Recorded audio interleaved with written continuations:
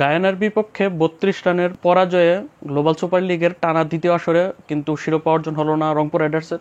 যদিও রংপুর রাইডার্স কিন্তু এই দুই আসর সবচাইতে সাকসেসফুল দল, কারণ তারা গত আসরে তারা ফাইনাল খেলে চ্যাম্পিয়ন হয়েছে, এই আসরে তার আগে রানার আপ হয়েছে। যদিও চ্যাম্পিয়ন হলে কিন্তু আগামী আসরে রংপুর রাইডার্সের খেলার সুযোগটা হয়ে যেত, যে সুযোগটা এখন তারা হারাচ্ছে। গত গ্লোবাল সুপার লিগে কিন্তু রংপুর প্রথম 2 ম্যাচে টানা হেরেছিল, তারপর টুর্নামেন্ট থেকে যে জায়গাতে ছিটকে যাওয়ার কথা সেই জায়গাতে প্রথম রাউন্ডের শেষ 2 ম্যাচ এবং ফাইনাল ম্যাচে ভিক্টোরিয়াকে হারিয়ে কিন্তু চ্যাম্পিয়ন হয়েছিল।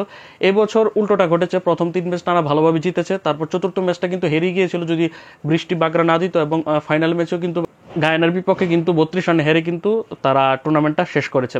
এখন এরই মাঝে কিন্তু আগামী গ্লোবাল সুপার লিগে কিন্তু ফরচুন বরিশালে খেলার সুযোগটা কিন্তু তৈরি হয়ে গেছে। আমরা যতটুকু জানি যে রংপুর রাইডার্স কিন্তু এই গ্লোবাল সুপার লিগে তাদের অংশগ্রহণ করার কথা ছিল না, এই আসরেও না, এবং গত আসরেও তাদের অংশগ্রহণ করার কোনো কথা ছিল না। গত ডিসেম্বরে যখন নভেম্বর ডিসেম্বরে যখন গ্লোবাল সুপার লিগ আয়োজিত হয়েছিল তখন কিন্তু বাংলাদেশ থেকে তারা বিপিএল এর চ্যাম্পিয়ন দল ফরচুন বরিশালকে কিন্তু তারা অ্যাপ্রোচ করেছিল বিসিবির মাধ্যমে। পরবর্তীতে ফরচুন বরিশাল যখন ওই লিগে অংশগ্রহণ করতে অস্বীকৃতি জানায় তখন কিন্তু তাদের জায়গাতে কিন্তু অটোমেটিকলি রানার আপ দল কুমিল্লা ভিক্টোরিয়ান্স যাওয়ার কথা ছিল, কিন্তু যেহেতু গত বিপিএল এও কুমিল্লা ভিক্টোরিয়ান্স অংশগ্রহণ করেনি, তার আগে কুমিল্লা ভিক্টোরিয়ান্সের স্বত্বাধিকারীরা দেশ থেকে পালিয়েছে, যার কারণে কিন্তু কুমিল্লা ভিক্টোরিয়ান্সও যেতে পারেনি, চ্যাম্পিয়ন রানার আপ কোনো দল যেতে পারেনি। পরবর্তীতে কিন্তু 2024 বিপিএল এর তৃতীয় দল ছিল রংপুর রাইডার্স, তখন রংপুর রাইডার্সকে প্রস্তাব দেওয়া হলে বিসিবির তরফ থেকে, তখন তারা কিন্তু সুযোগটা লুফে নেয় এবং তারা গিয়ে কিন্তু বাজিমাত করে চ্যাম্পিয়ন হয়। এবারের আসরে কিন্তু দুবাই ক্যাপিটালস তারা IL-T20 চ্যাম্পিয়ন, সেন্ট্রাল স্ট্যাক্স তারা সুপার স্ম্যাশে চ্যাম্পিয়ন, হোবার্ট হারিকেন্স বিগ ব্যাশে চ্যাম্পিয়ন, এবং গায়ানা মেজর ওয়ারিয়র্স তো তারা হোস্ট হিসেবে খেলবেই। বাকি বাংলাদেশ থেকেও চ্যাম্পিয়ন দলের অংশগ্রহণ করার কথা ছিল, এবং যেহেতু 2024 বিপিএল ফরচুন বরিশাল চ্যাম্পিয়নের পর গত BPL 2025 BPL Fortune Barishal champion হয়েছে, সেই হিসাবে কিন্তু ফরচুন বরিশালেরই কিন্তু এখানে তাদের দাওয়াত পাওয়ার কথা ছিল, কিন্তু ফরচুন বরিশালকে এই গায়ানা কর্তৃপক্ষ জিএসএল এর আয়োজক কর্তৃপক্ষ কিন্তু তারা তাদেরকে অ্যাপ্রোচ করেনি, তারা রংপুরকে অ্যাপ্রোচ করেছে।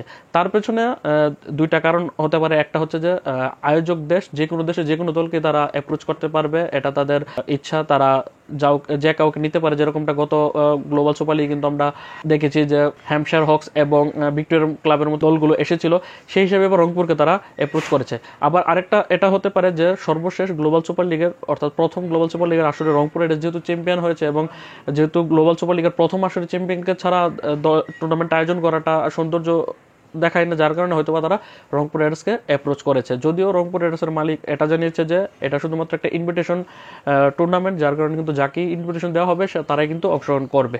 এখন যদি আমরা ইনভিটেশনের কথা বলি, সেক্ষেত্রে রংপুর রাইডার্স যেহেতু রানার আপ হয়েছে এবং টানা ব্যাক টু ব্যাক 2টি আসরে তারা ফাইনাল খেলেছে, সেই হিসাবে কিন্তু আগামী আসরে আবারও পুনরায় এই গায়ানা সরকার জিএসএল এর আয়োজকরা তারা আবার রংপুর রাইডার্সকে অ্যাপ্রোচ করতে পারে।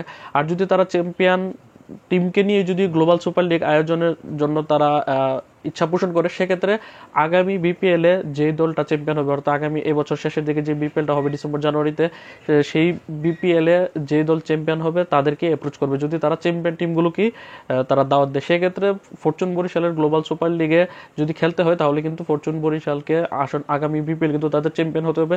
আর যদি ফরচুন বরিশাল চ্যাম্পিয়ন না হয়, সেক্ষেত্রে নতুন কোনো বিপিএল দল যদি চ্যাম্পিয়ন হয় তাহলে তারা ইনভিটেশন পাবে।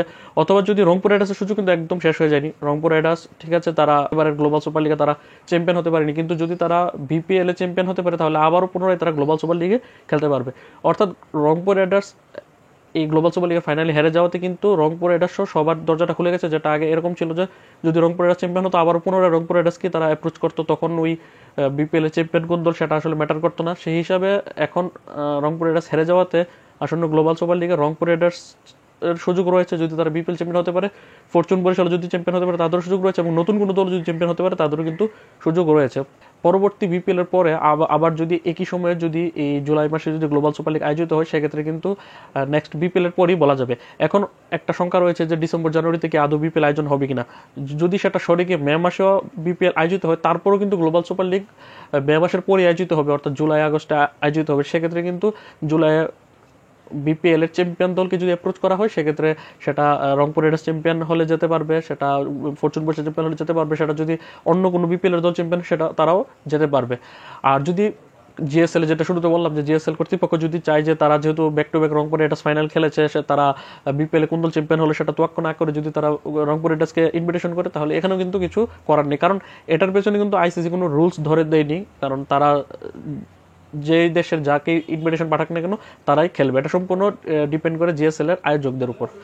আপনাদের কাছে কি মনে হয় যে আসন্ন গ্লোবাল সুপার লিগে কি আবার রংপুরকে অ্যাপ্রোচ করা উচিত হবে, নাকি বিপিএল এর চ্যাম্পিয়ন দলকে অ্যাপ্রোচ করা উচিত হবে? যদিও সেটা জিএসএল টি20 আয়োজকদের উপর ডিপেন্ড করে। আপনার মতামত অবশ্যই কমেন্ট বক্সে লেখা পাঠাবেন। আল্লাহ হাফেজ। আর যারা যারা ফেসবুকে আমার পেজে জয়েন করতে চান, তাদের জন্য আমি ডিসক্রিপশন বক্সে আমার ফেসবুক পেজের লিঙ্ক দিয়ে রাখবো। অবশ্যই আপনারা ফেসবুক পেজে আপনারা জয়েন করে ফলো দিয়ে আপনারা মেসেঞ্জারে নক দিতে পারেন। অবশ্যই আমার মেসেঞ্জারে একটি আমি গ্রুপ তৈরি করেছি, যারা মেসেঞ্জারে নক দেবেন তাদেরকে আমি গ্রুপে অ্যাড করব। তাই যারা ফেসবুকে আমার সাথে জয়েন হতে চান তারা অবশ্যই ফেসবুক পেজের লিঙ্কে জয়েন করে মেসেঞ্জারে নক দিন, আমি আপনাদেরকে গ্রুপে অ্যাড করব।